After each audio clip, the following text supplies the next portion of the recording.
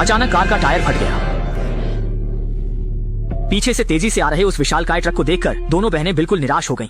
वे सोच रहे थे कि उनकी जान यहीं खत्म हो जाएगी, लेकिन ट्रक बस पास से निकल गया और दया दिखाते हुए उन्हें छोड़ दिया। खतरा खत्म होते देख डर के मारे कांप रही दोनों बहनें अब जाकर गाड़ी से बाहर निकलने और टायर बदलने की हिम्मत जुटा पाईं। लेकिन अभी लिसा पेंच खोल भी नहीं पाई थी कि उसकी सहेली ने डर के मारे देखा वह पीछा न छोड़ने वाला ट्रक फिर से उनकी ओर लौटा चला आ रहा था। चूंकि टायर अभी तक नहीं बदला गया था, दोनों बहनें अपनी कार छोड़कर घास में भाग गईं। लेकिन जल्दबाजी में लिसा एक पत्थर से ठोकर खा गई। उसका सिर पत्थर से टकराया और वह वहीं बेहोश हो गई। जब वह फिर से होश में आई तो उसने देखा कि उसकी सहेली गायब है और कार का टायर भी किसी ने बदल दिया था। यह एहसास होते ही कि उसकी सहेली को ट्रक चालक ने पकड़ लिया है, लिसा गुस्से से तिलमिला उठी, गाड़ी की रफ्तार बढ़ा दी और पूरे जोर से दौड़ पड़ी ताकि अपनी सहेली को बचाने के लिए उसका पीछा कर सके। लेकिन उसे ट्रक का कोई अता पता नहीं चला। वह नहीं जानती कि कितनी दूर चली गई। उसने देखा कि ट्रक सड़क के किनारे उसका इंतजार कर रहा है। अपनी प्यारी सहेली को बचाने के लिए लिसा ने हिम्मत करके ट्रक चालक से पूछा कि वह क्या चाहता है और उससे अपनी सहेली को छोड़ने की विनती की।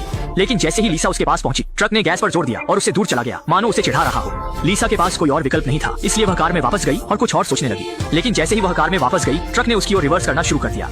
ये देखकर लिसा डर गई और गैस पर जोर देकर वहां से भाग गई। लगता है कि ट्रक चालक हमारी सोच से भी ज्यादा विक्षिप्त है। सौभाग्य से आगे एक फोन बूथ था। इस समय लिसा ने जल्दी से सूझबूझ दिखाई, फौरन स्टीयरिंग घुमाकर गाड़ी को घास में छुपा दिया। जब ट्रक चला गया तब वह फोन बूथ तक पहुंची ताकि पुलिस को फोन कर सके। लेकिन इस सुनसान जगह में फोन बूथ में बिजली नहीं थी। इस समय लिसा पूरी तरह से निराश हो गई। सोचा भी नहीं था कि बस साधारण सा घूमने निकले हैं, मगर इतनी खतरनाक मुसीबत में फंस जाएंगे। उसके पास कोई और विकल्प नहीं था, इसलिए वह कार में वापस गई। थकान के कारण वह जल्दी ही सो गई। लेकिन इसी समय उसकी सहेली हड़बड़ाते हुए भाग कर आ गई और लिसा को जमकर डांटने लगी, उसे दोषी ठहराते हुए कि उसने उसे पीछे छोड़ दिया।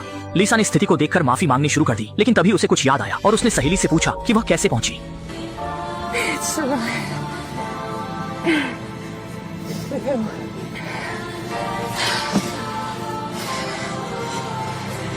What do you think?